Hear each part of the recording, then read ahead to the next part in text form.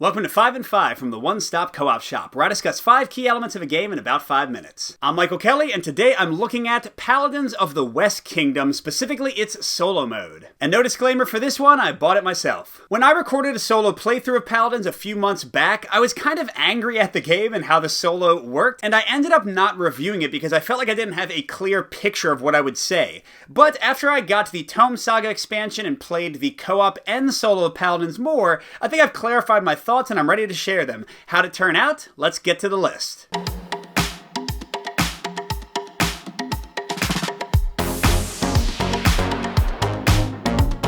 So first, for my number 5, I'm going to talk about a pro, which are the king cards that get revealed each round. In the early rounds, you get King's Orders revealed, which show you different types of actions and goals you want to strive for to get extra victory points, and I always appreciate these kind of mechanics in solo and Euro games generally, because it forces each game to be a little different. I want to try different actions than I did last game so I can get the victory points from those cards, and they also give me some sort of goal or objective to strive for. I always appreciate that. And then in the later rounds, you get these King Favor cards, which really open up the worker placement landscape in the game because they unlock these really cool, really powerful actions you can take and that you can prevent the AI from taking. So I appreciate kind of this entire row of cards and how they change up and add variety to the game each time. But for my number 4, I'm going down to a mix, and that's the engine building in the game. Or is there engine building in the game is kind of the question that comes up, because in Paladins, the two things that really feel like you're building up an engine and getting stronger are the develop action that makes some of your other actions cheaper in terms of workers,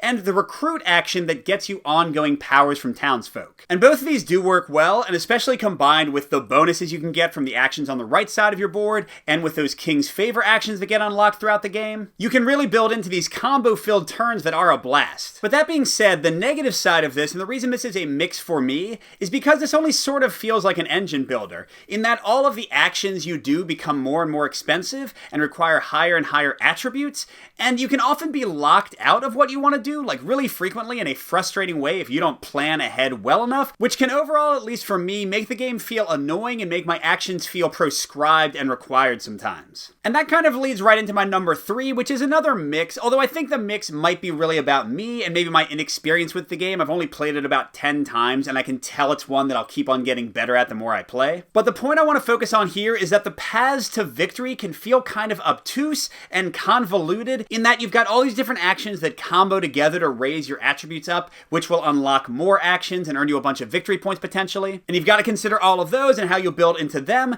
but at the same time you've got all of these outsider cards that give you endgame bonuses, or you can attack them for immediate bonuses like getting more workers, and the same thing for the townsfolk, you can recruit them for ongoing bonuses, or you can dismiss them to get an immediate effect, and you have to pay attention to all of them because the solo can use them in really negative ways, so you don't want to let them get away with some really powerful action. And again, this can be amazing for me when I'm in the right mindset and I want to plan through each of my turns for several minutes, but when I'm playing and I just want to sit down and have a fun solo Euro good time, I don't feel like this game often delivers because I have to keep my head on too much of a swivel to keep track of everything, and it can be overwhelming, at least for me. But let's get into a full-on pro for my number 2, my favorite thing about the game, without a doubt, and that is the worker placement and the combos you can build into. So you get workers from these Paladin cards, which is already a really interesting mechanic because you kind of have to seed some for later in the game and decide which ones you're going to use immediately, and they give you attribute bonuses to unlock actions and also determine which workers you get, and then combine that with the tavern card you pick and getting these criminals that are wild but give you these corruption cards. I mean, man, there's a lot of stuff I don't even get into in this review. 5 points isn't really enough for this game and the experience of it.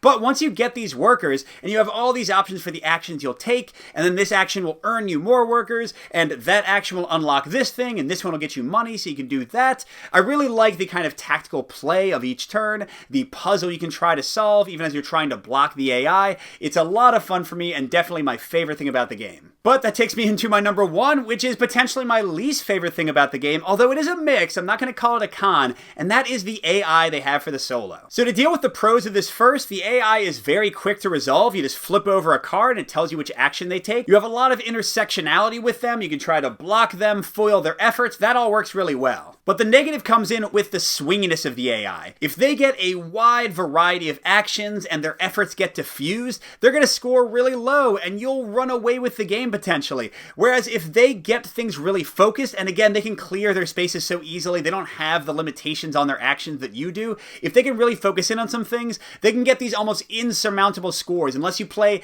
the exact blocking game that you have to, which again, just limits your actions too much, so you can't really explore and open up your strategy for the game. Overall, I think you should consider checking out Paladins of the West Kingdom if you like an extremely challenging solo experience, if you don't mind some swinginess there, or AI turns sometimes going on too long when they have a lot of combos built up. And I especially recommend this one if you like really tactical Euros with a lot of depth to dig into, because the more you play this game, the more you look at all the varying strategies available to you and the ways to counter the AI, I think the more you're going to enjoy the solo play. But on the other hand, if you're looking for a solo experience or a Euro experience that's light and fun and lets you really spread your wings and try out lots of strategies every game, this game might kick you in the face and take away most of the fun, as it's often done to me and become a frustrating slog. Now, I've kind of gotten past that to where I do enjoy it, but it's still not going to touch something like Viscounts of the West Kingdom, which I drastically enjoy more. And hey, click on the links that just popped up, because I've got 2 videos for you now, one of the regular solo play and one of the co-op scenario that you can play using the Tome Saga expansion. Good gaming, and I'll see you at the next stop.